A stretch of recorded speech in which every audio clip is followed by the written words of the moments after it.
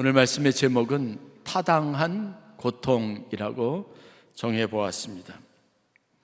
우리가 인생을 살면서 마땅히 당연하게 받아야 할, 또 겪어내야 할 고통이 있습니다. 그 문제에 대해서 사순절 이 절기에 우리가 함께 하나님의 은혜를 묵상하려고 합니다. 주님이 짊어진 십자가는 스스로 선택하신 십자가라는 특징이 있습니다. 형식적으로 보면 예수님께서 사람들에게 잡혔고 법정에 섰습니다.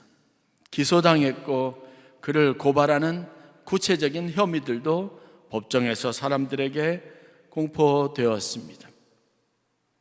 다소 혼란스러움은 있었지만 어찌됐든 그 자리에 잡혀왔던 예수님께서는 옷이 찢겨지고 머리에는 가시 면류관이 씌워지고 그리고 십자가를 지고 골고다 언덕을 올라 예수님 십자가를 태형을 받으시는 그런 일들이 역사적으로 일어났습니다. 성경은 그러나 그럼에도 불구하고 예수님께서 이 모든 일들을 스스로 선택하셔서 자기에게 맡겨진 자기 십자가를 지셨다고 기록하고 있습니다. 그리고 그것이 사실입니다. 뿐만 아니라 예수님께서는 자신을 따르는 제자들에게조차 자기의 십자가를 지고 나를 따라야 한다고 가르치기도 하셨습니다. 이런 선택으로 인해서 고통을 받게 되더라도, 어려움을 맞이하게 되더라도 이를 온전히 기쁘게 여기며 십자가를 지라고 요청하셨습니다. 제가 좋아하는 찬송가 458장 1절에 이런 가사가 있습니다. 제가 한번 불러보겠습니다. 너희 마음에 슬픔이 가득할 때 주가 위로해 주시리라.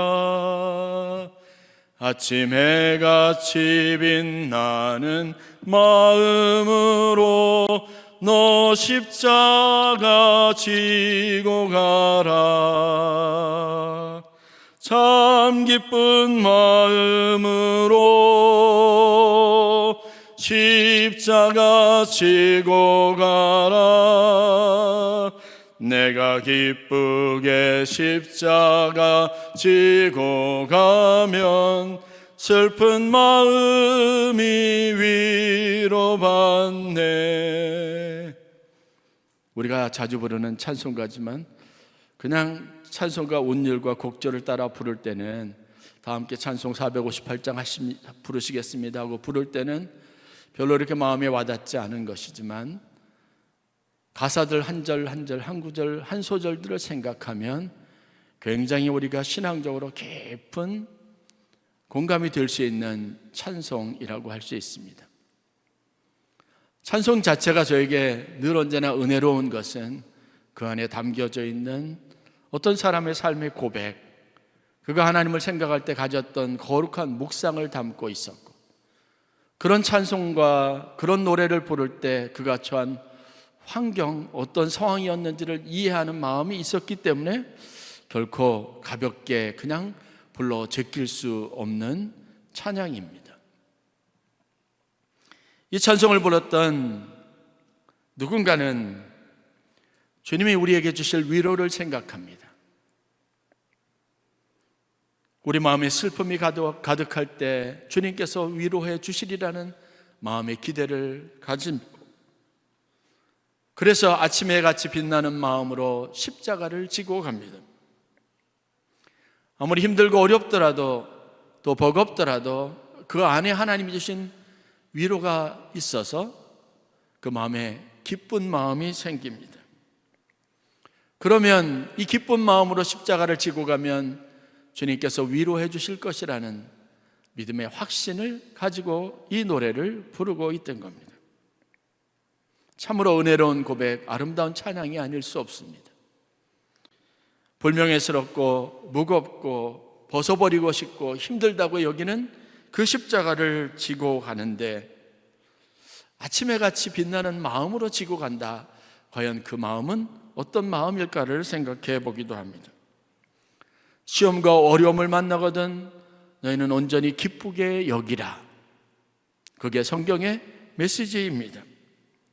많은 사람들은 십자가를 생각할 때 부정적인 이미지를 생각하고 그것이 버겁고 힘들다는 마음으로 십자가를 묵상하지만 저와 여러분들은 오늘 고통의 메시지가 아니라 이 십자가가 우리에게 아름다운 표현, 가장 숭고하고 거룩하고 우리 마음에 흠모할 만한 아름다운 고백으로 여겨지는 마음의 변화가 있어야 될 줄로 믿습니다. 사순절 절개는 우리에게 예수님의 고난에 대한 더 깊은 묵상을 갖도록 인도합니다. 해마다 한 번씩 이 절개를 보내면서 고난에 대해서, 고통에 대해서 수도 없이 많은 설교를 듣고 관련된 성경 구절들을 매일같이 대하지만 그러면 그럴수록 고난이라고 하는 것이 우리에게는 굉장히 아름다운 언어 그리고 영광스러운 단어로 인식될 수 있어야 하는 것이 사순절의 진정한 의미라고 할 수 있습니다. 다윗은 인생의 모든 시간을 보내고 난 이후에 이렇게 시편 119편 71절에 고백합니다. 고난당한 것이 내게 유익이라. 이로 말미암아 내가 주의 율례들을 배우게 되었나이다. 단순히 하나님의 말씀이 그 마음에 들려질 때는 그것이 어떤 의미인지 몰랐지만 다윗은 자기가 삶을 통해서 그 시간들을 살아내고 그리고 그런 어려움들을 겪어내면서 하나님의 말씀이 가지고 있는 숭고한 것과 그것이 가지고 있는 아름다운 것을 알 수 있습니다. 원수를 사랑하라고 하는 이 계명은 다소 무거운 듯하지만 그 원수를 사랑하기까지 우리 마음에 오는 어떤 감정적인 고뇌들을 겪어내야 하고 그 마음이 내 안에 정말 사랑하는 마음이 되기까지 어떤 힘든 순간들이 있어야 하는지를 잘 알고 있었기 때문에 그는 원수를 사랑한다는 이 말씀이 거룩하고 아름다운 하나님의 말씀, 세상을 구원하는 하나님의 놀라운 은혜와 섭리라는 것을 알고 배울 수 있게 되었습니다. 특별히 고난이 예수님의 생애와 그리고 십자가와 부활의 중요한 연결고리가 되기 때문에 우리는 고난이라고 하는 것을 단순히 그냥 피하고 싶은 현실적인 고통이라고 여기지 말고 그것이 우리 삶에 가져다주는 더 놀라운 차원의 축복을 묵상할 수 있어야 합니다. 스위스의 정신의학자이자 분석심리학의 창시자라고 알려져 있는 칼 구스타프 융이라고 하는 사람이 있습니다. 이분이 다음과 같은 아주 유명한 말을 남기는데 사람이 사람에게 당연하게 받아들여야 하는 타당한 고통을 받아들이지 않아서 오히려 불필요한 고통을 세상에 많이 끌어들인다라는 표현을 사용했습니다. 쉽게 말하면 그겁니다. 사람이 인생을 살면서 마땅하게 그냥 받아들이고 겪어내야 하는 고통이 있는데 그것을 외면하고 자꾸 피하려다 보니까 나중에 시간이 지나서 오히려 전혀 우리가 당하지 않아야 될 더 불필요하고 더 고통스럽고 더 힘든 고통을 삶에 경험할 수밖에 없게 된다라고 말한 겁니다. 그는 여러분들이 잘 아는 것처럼 많은 정신적인 고통을 앓고 있는 사람들을 위한 의사로 평생을 살았습니다. 정신질환자를 앓는 사람들을 상담하고 그들에게 필요한 약으로 처방하고 그들의 마음에 상담에 필요한 상담이면 상담으로 이야기를 들어주고 또 몇 가지 조언을 통해서 그들이 가지고 있는 마음의 고통을 치유하려는 일들을 평생 해왔습니다. 그가 만나는 대부분의 많은 정신질환을 앓고 있는 사람들의 특징이 뭐냐면 별것 아닌 사실을 가지고 굉장히 심각한 정신적인 어려움을 겪는다는 사실을 본 겁니다. 그가 내린 결론이 그거죠. 사람이 살면서 맞닥뜨려야 될 고통이 있고 어려움이 있는데 그거를 피하고 자꾸 회피하다 보면 결국에는 그것보다 10배나 더 큰 100배나 더 큰 쓰나미 같은 인생의 고통의 문제가 그를 삼켜버린다는 겁니다. 정신을 가다듬고 정신을 차리고 지금 눈앞에 있는 현실이 무엇인지 분간할 수 없게 그냥 인생 전체가 다 망가져버린다는 겁니다. 그러면서 칼 융이 사용했던 단어가 타당한 고통이라고 하는 단어입니다. 우리 인생에 살면서 반드시 필요한 고통이 있다고 말합니다. 그러나 이 고통을 건너뛰고 이 고통을 외면하려고 하면 그것 때문에 나중에는 결국 더 큰 고통, 더 큰 어려움을 겪게 된다는 겁니다. 여러분, 수술 환자들에게 수술받는 것 자체는 다 그것이 어떤 부위고 크기가 어떻건 병의 위중함이 어느 정도이든 다 그거는 힘들고 고통스럽고 피하고 싶은 현실입니다. 제가 목회를 하다 보니까 저희 교회에 그런 과정을 거친 분들이 참 많이 있습니다. 근데 참 재밌는 현상이 뭐냐면 이분들이 먼저 자신들이 겪어본 것이 있어서 똑같은 류의 병을 얻거나 암이 걸리거나 아니면 수술을 받아야 되는 상황이 있으면 그분들에 대해서 훨씬 더 유용한 효용적인 그리고 필요한 조언을 준다는 거예요. 눈앞에 수술해야 되는 암담하고 그것 때문에 두려운 사람이 있는데 먼저 그 수술을 했던 사람이 있으면 그 사람한테 물어보면 그거는 이렇고 이런 정도 시간이 지나면 다 괜찮아질 거라고 하는 이야기를 들으면 희한하게 그게 그렇게 두렵지 않은 문제가 있는 겁니다.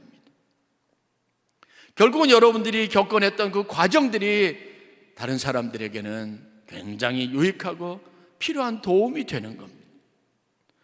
오늘 우리가 필요한 수술을이나 고통을 겪어내지 않으면 묵혀놨다가 나중에 더 큰 어려움을 겪게 되어져 있습니다. 회복할 수 없을 정도의 큰 삶의 위협을 받게 되는 경우들도 허다한 겁니다. 아이들을 생각해 보십시오. 아이들이 성장 과정에서 성장통, 겪어야 될 일 겪지 않고 부모의 도움으로 전적인 부모가 개입을 해가지고 그 아이들이 성장하는 과정에 여러분들이 개입하기 시작하면 아이들이 나중에 결국은요 결정적인 순간에 별것 아닌 문제로 인생이 무너지게 되어져 있습니다. 산업화 시대를 살아오셨던 어르신들이 여기 참 많이 있습니다. 6.25 사변부터 해방이라고 하는 시기, 그리고 어렵고 가난하고 굶주리고 힘들었던 시대를 다 견뎌내고 몸으로 살아오신 어른들은 웬만한 일을 갖고는 꿈쩍하지 않습니다. 왜냐? 그 일을 겪어오면서 살아왔기 때문에 그렇습니다. 아무리 큰 위험이 있어도 겪어냈던 삶의 경험이 있으니까 그럼 별로 걱정하지 않습니다. 여러분들 목사인 저도 보기에는 순탄한 인생을 산 것 같지만 그렇지 않습니다. 굉장히 다양하고 온갖 어려운 일들을 다 경험해 봤습니다. 그게 제가 여러분들이 막 다급해하고 힘들어하는 문제에 대처할 수 있는 여유로운 마음을 가질 수 있는 근거입니다. 그렇기 때문에 여러분들에게 기도하라고 말하는 겁니다. 그렇기 때문에 하나님께서 여러분들을 도우실 것이라고 진심 어린 마음으로 조언할 수 있는 겁니다. 고통이라고 하는 것이 전부 나쁜 것이 아니라 우리에게 꼭 필요한 것이 있습니다. 여러분들이 삶의 고통을 만나고 어려움을 만나거든 사도 바울이 권면하는 것처럼 이를 온전히 기쁘게 여기라는 이 말씀의 의미를 깊이 되새겨 볼 수 있기를 바랍니다. 사람의 몸의 인체의 신비도 여기 있습니다. 근육이 생기고 내성이 생겨져야 면역력이 생겨져야 합니다. 그것은 여러분들이 감기나 여러 가지 바이러스나 외부의 요인으로부터 그것 때문에 공격을 받아서 아프고 그 병과 싸워서 이겨내는 고통스러운 시간이 가져다주는 선물이고 축복입니다. 아이들이 성장하는 과정에 너무 여러분들이 많이 개입하지 마십시오. 아이들이 겪어야 될 것은 겪게 해야 합니다. 그래야 여러분의 자녀들이 여러분의 손길 없이도 든든하게 설 수 있습니다. 스스로 어려움을 이겨낼 수 있을 만큼 강한 영적 면역력을 가질 수 있는 겁니다. 여러분들이 아이들이 맞닥뜨리고 그들에게 필요한 고통을 겪지 않게 하려고 하는 노력은 가장 어리석은 것이 될 수 있습니다.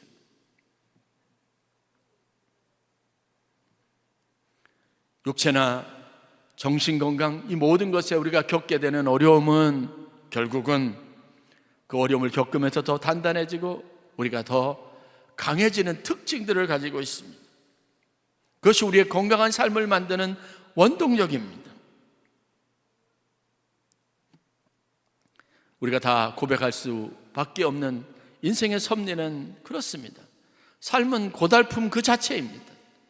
여기로부터 예외인 사람은 없습니다. 어느 누구도 다 고단한 겁니다. 피곤한 겁니다. 고달픈 겁니다. 그런데 여러분, 하나님이 우리 인생에 허락하신 이 여러분들이 다 공감하는 고달픔의 문제 때문에, 그 고달픔 때문에 우리가 세상에 있는 그 어떤 피조물들보다 더 성숙하고 우월할 수 있습니다. 세상에 사는 동물들이나 가축들보다 더 한 단계 높은 차원의 삶을 살아갈 수 있는 훨씬 더 놀라운 축복을 누리게 된 겁니다. 그러므로 삶의 고달픔은 저주가 아닙니다. 축복입니다. 그것 때문에 우리가 얼마나 단단한 사람이 되고, 그것 때문에 우리가 누릴 수 있는 삶의 축복이 얼마나 많은지를 여러분들이 잘 알 수 있기를 바랍니다. 좋은 인격, 그리고 단단한 신분들의 특징이 뭔지 아십니까? 남들보다 훨씬 더 큰 고통을 이겨냈다는 특징이 있습니다. 웬만한 것에 요동하지 않습니다. 흔들리지 않습니다. 다윗의 인생이 그가 가지고 겪었던 고통스러운 13년 그리고 20년 가까운 시간이 그에게 가져다준 위대한 고백이 뭔지 아십니까?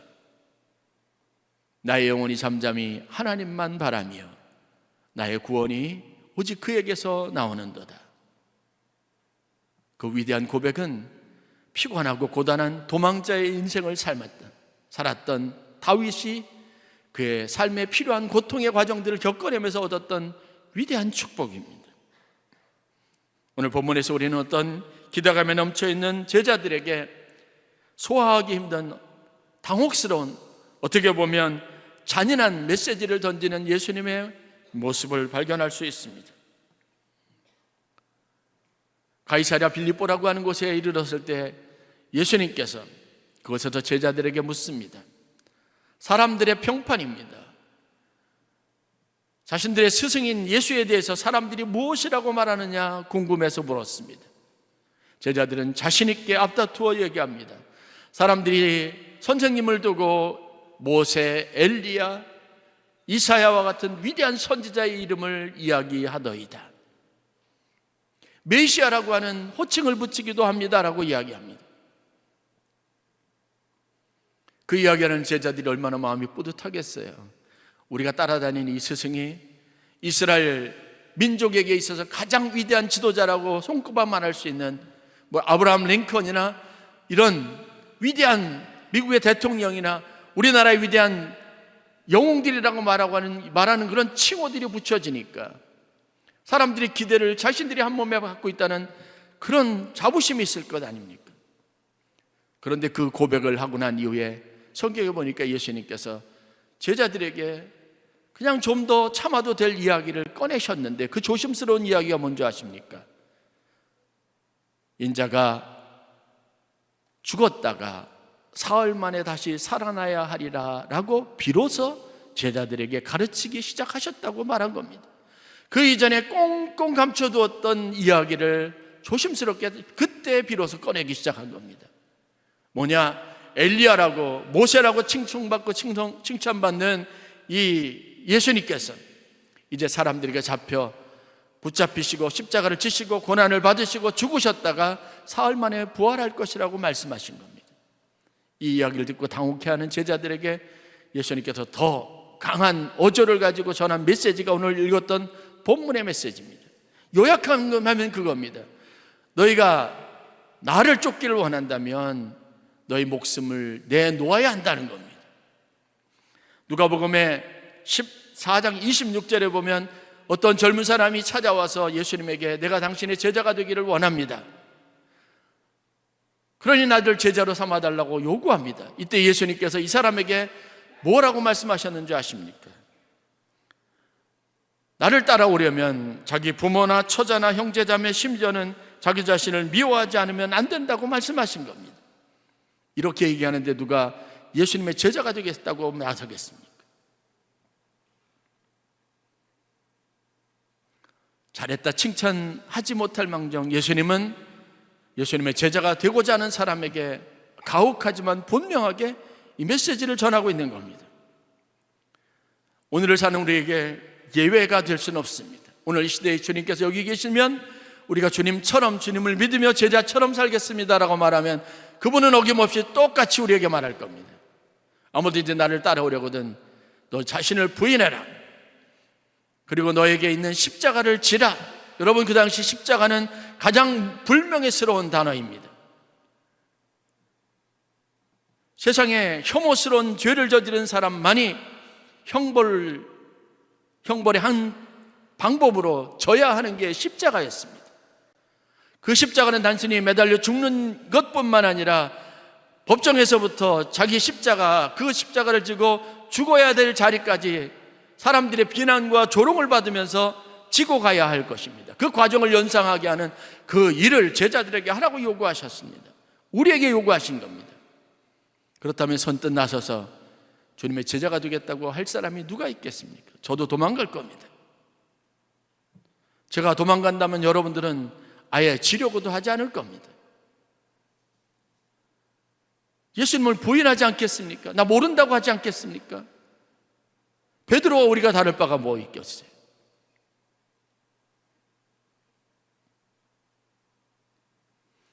이렇듯 여러분, 타당한 일이지만 고통이라는 것은 고통 자체가 우리에게 별로 그렇게 달가운 언어는 아닙니다.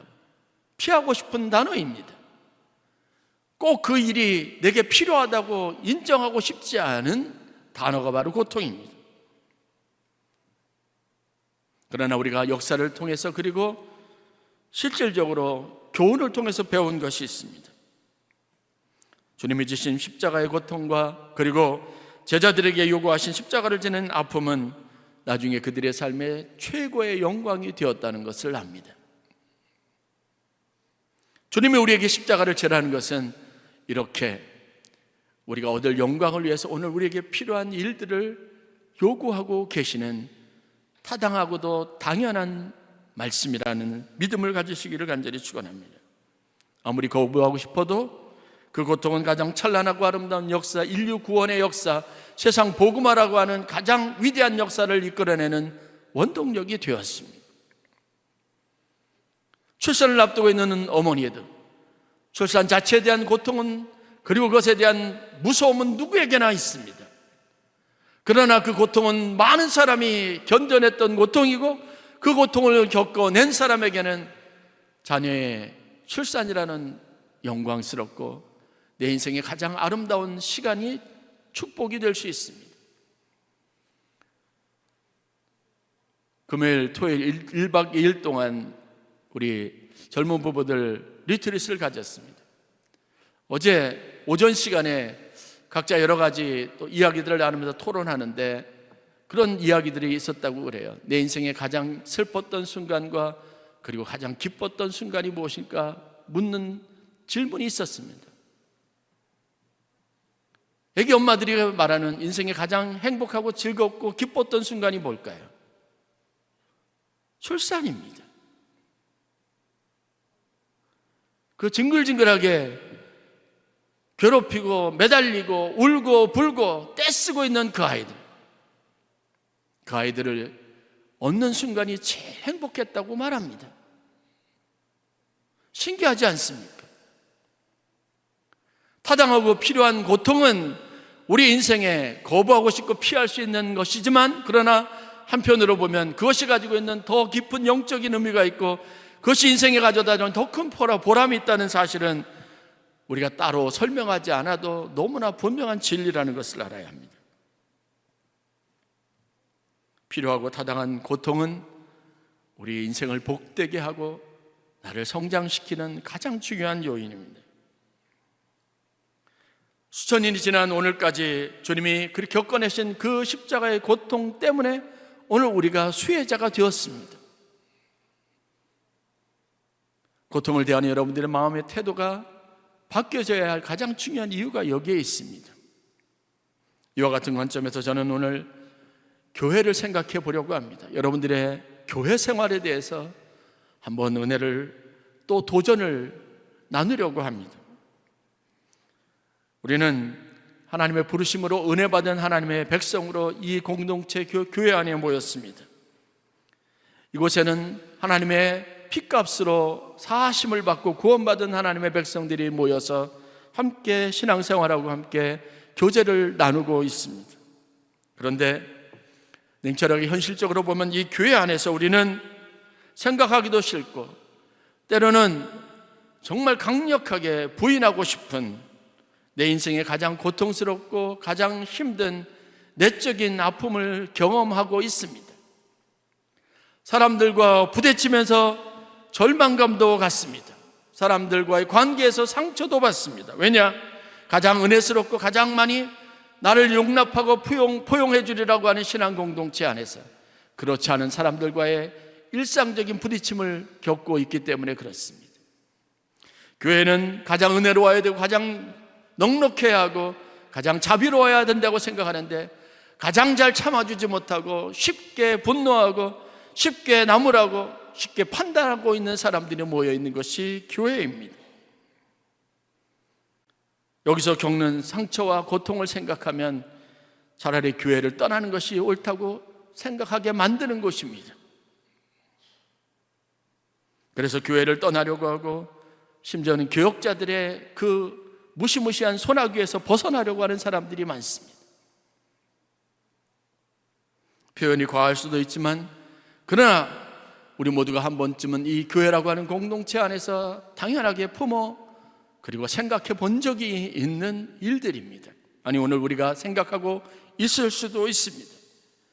교회에 오는 것이 반갑지 않고 교회에 오는 것이 즐겁지 않을 수 있습니다.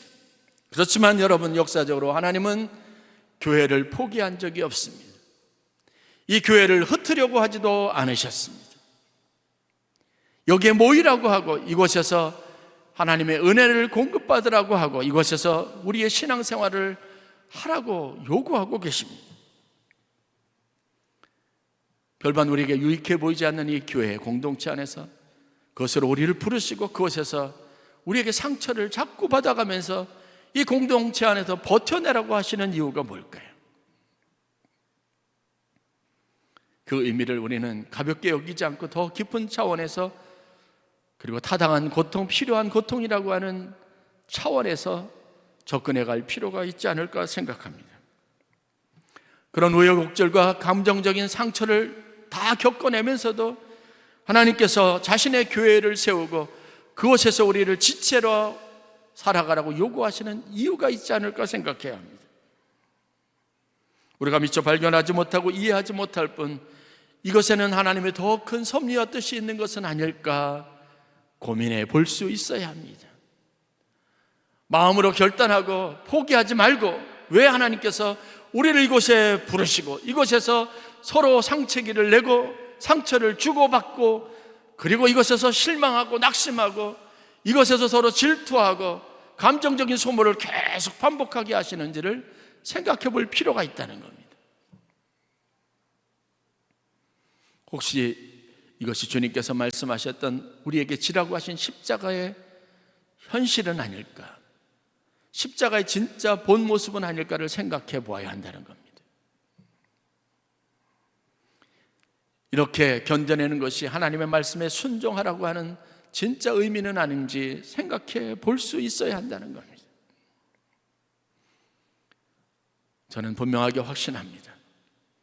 예수님은 하나님의 아들이시면서도 스스로 세상 가운데 오셨습니다. 그 세상이 어떤 세상입니까? 자기를 향하여 욕하고 손가락질하고 비난하는 곳입니다. 그 세상에 스스로 십자가 지기를 선택하시고 오셨습니다. 그곳에서 많은 사람들과 함께하면서 많은 사람들에게 십자가의 고통이 무엇인지 본질적인 내용들을 가르쳐주고 그들을 연단하고 훈련시켜 주셨습니다. 그리고 심지어는 자기와 같이 제자들도 그렇게 하라고 요구하시기도 했고 제자들은 그런 고통을 당해냈습니다. 상처와 고통이라고 다 나쁜 것은 아닙니다. 성경이 우리에게 분명하게 정의하고 있는 고통은 아름답고 거룩하고 숭고하고 우리 인생에 타당하고 필연적인 것이 훨씬 더 많이 있습니다. 그 고통은 우리를 성장하게 합니다. 그 고통은 우리를 온전하게 합니다. 그 고통은 우리로 하여금 하나님의 본질을 알게 하고 하나님의 말씀 안에 담겨져 있는 더 깊은 것에 우리가 관심을 두고 거기서부터 깊은 영적인 교훈을 얻고 그것으로부터 우리가 가질 수 없었던 힘을, 능력을 소유하게 하는 힘이 있습니다. 그러므로 여러분, 외면하지 마십시오. 회피하지 마십시오. 이 공동체 안에서 여러분들, 이 도가니 안에서 서로 부대끼면서 여러분들이 교회 안에서 당하는 모든 일들을 즐거워하시기를 주의 이름으로 간절히 축원합니다. 온전히 기쁘게 여기라고 사도 바울이 권면하고 있습니다. 사도 바울은 로마서 1장 21절에서 이렇게 이야기합니다. 하나님을 알되 하나님으로 영화롭게도 아니하며 감사치도 아니하고 오히려 그 생각이 허망하여지며 미련한 마음이 어두워졌나니 스스로 지혜 있다 하나 우둔하게 되어 썩어지지 아니하는 하나님의 영광을 썩어질 사람과 금수와 버러지 형상의 우상으로 바꾸었느니라. 누가 그렇게 했습니까? 바울이 말하는 것은 세상에 있는 사람들이 아닙니다. 저 불교 신자들을 말하는 게 아닙니다. 저 이슬람 성도들을 향해서 주는 말씀이 아닙니다. 하나님의 교회와 그 교회 안에 모여있는 성도들에게 주는 메시지입니다. 그들은 하나님을 알되 하나님으로 영화롭게도 하지 않는 사람들입니다. 감사하지도 않습니다. 오히려 그 생각이 허망하여져서 마음이 어두워져서 스스로 지혜 있다 하는 사람들입니다. 그리고 하나님의 영광을 금수와 버러지 형상으로 우상으로 바꾼 사람들입니다. 시내산에서 모세가 보이지 않자 이스라엘 백성들이 한 일이 무엇입니까? 그들은 금송아지를 만들어 놓고 그 찬란하게 빛나는 송아지, 그 송아지를 향하여 우리를 여기까지 인도하신 여호와라고 부끄럽지도 않게 외쳐대고 그 앞에서 춤을 추고 즐거워했던 사람들입니다. 여러분, 우리가 그와 같은 사람들이라고 분명하게 선언하고 있는 겁니다. 훈련받지 않는 한, 성숙하지 않는 한 우리는 여전히 그 존재 그대로, 연약한 인간의 모습 그대로 여기 남아있을 수밖에 없습니다. 하나님은 우리를 도가니 풀무 속에 교회 안에 모아놓고 이곳에서 지지고 볶고 훈련시키십니다. 우리의 연약한 것을 온전하게 합니다. 우리를 강하게 합니다. 세상에 나갔을 때, 이거보다 훨씬 열악한 세상에 나갔을 때 세상으로부터 우리를 담대하게 지켜내기 위해서 하나님께서 이것을 충분히 연단하십니다. 그것이 바로 교회입니다. 여러분들이 떠나고 싶고 포기하고 싶고 여러분들이 진절머리 치는 교회일 수 있습니다. 교회는 하나님이 타당한 고통, 필요한 역사들을 이루기 위해서 불러 모은 하나님의 공동체라는 또 다른 모습을 가지고 있음을 솔직하게 인정할 수밖에 없습니다. 하나님의 목적이 무엇인지 아십니까? 디모데전서 2장 4절 말씀에 의하면 하나님은 모든 사람이 구원을 받으며 진리를 아는 데 이르기를 원한다고 말씀하셨습니다. 제가 일부 예배 시간에도 나누었지만 요셉은 아주 젊은 청년 시절에, 꿈이 많은 시절에 진짜 꿈을 꾸었습니다. 너무도 선명하고 분명한 꿈이었습니다. 그 꿈의 내용은 더 깊이 묵상하지 않아도 분명한 내용이었습니다. 자기 아버지와 어머니, 형제들이 전부 자기를 향해서 절을 하고 그 마음에 깊은 존경심을 표할 그런 날이 있을 것이라는 겁니다. 황홀하고 아름다운 꿈이었습니다. 그러나 여러분, 하나님께서 욥에게 그 꿈을 이루도록 허락하신 환경을 냉철하게 보면 우리가 정말 잔혹하다고 할 환경입니다. 요셉이 그 꿈을 가지고 살아야 했던 가정이 어떤 가정인 줄 아십니까? 그에게 있던 형들은 그를 질투했습니다. 그 질투심은 죽이고 싶을 만큼 가혹하고 무서운 것이었습니다. 부모의 사랑을 독차지하고 있는 요셉에 대한 미움이 죽이는 일을 당연하고 하다게 여기도록 만들었다는 게 충격적인 겁니다. 왜 하나님은 그 거룩하고 아름다운 비전을 주셨던 요셉이 그런 자연, 가정, 환경에서 자라게 하셨는지 고민해 봐야 합니다. 형제들에게 옷이 벗겨지고 죽을 뻔하다가 노예로 상인에게 팔려갔습니다. 그에게 넉넉하고 숨쉴만하고 안락한 환경이 있었던 적이 있습니까? 아니에요. 노예로 살았습니다. 자기가 충성했던 주인에게 배신당했습니다. 감옥에 갇혔습니다. 그게 하나님께서 요셉의 인생에 허락하신 교회이고 도가니입니다. 결국은 그를 연단하셨습니다. 필요한 고통을 경험하게 하셨습니다. 그리고 난 다음에 우리가 인생의 후반부에 보는 요셉은 어떻습니까? 그는 진짜 모든 사람이 그를 향하여 무릎을 꿇고 그의 하는 일에, 그의 인생에 그가 가지고 있는 지혜의 존경심을 표하며 무릎을 꿇을 수 있게 만드는 위대한 사람이 되었던 겁니다. 그가 그 풀무불 속에서 연단하여서 무엇을 했는지 여러분 아시지 않습니까? 자기의 가족들, 민족들뿐만 아니라 그 당시 오랜 기근 때문에 굶주릴 수없이 많은 인근에 있는 나라와 민족과 백성들과 가축들의 생명을 살리는 위대한 지도자가 됐습니다. 하나님이 주신 것은 좋은 것입니다. 사모할 만한 것입니다. 그러나 이 하나님의 축복의 이면에는 우리가 반드시 겪어내야 할 필요한 고통을 동반하고 있는 하나님의 또 다른 섭리가 있음을 믿어야 합니다. 그래야 그 축복이 내 인생의 온전한 축복이 된다는 걸 믿으시기를 바랍니다. 목사가 목사 되는 것도, 장로님이 장로님 되는 것도, 권사님이 권사님 되는 것도, 여러분들이 교회 안에서 어르신이 되는 것도 그냥 얻어지는 것은 아닙니다. 그 명예는 자기 십자가를 지고 예수를 따르는 아름다운 결단, 내게 어떤 고통이 있더라도 내 몫으로 내가 감당하리라고 마음먹은 헌신, 그 위에 하나님이 주시는 놀라운 축복임을 믿으시기를 바랍니다. 다시 한번 기억을 되돌려 보면 역사적으로, 영적으로 저와 여러분들은 예수님이 지신 십자가였습니다. 결국은 우리가 예수님으로 하여금 십자가를 지게 한 원흉들입니다. 죄인들인 겁니다. 그러나 예수님은 우리를 위해 지신 십자가 때문에 다시 사시고 부활하셨습니다. 다시 말해서 우리 때문에 예수님께서 부활의 몸을 다시 입게 되신 겁니다.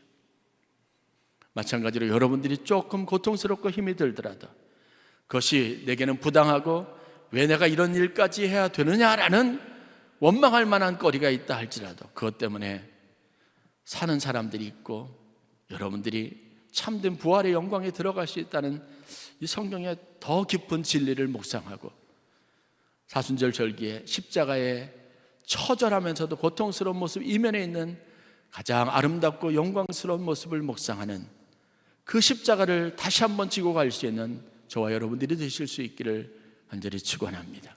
기도하겠습니다.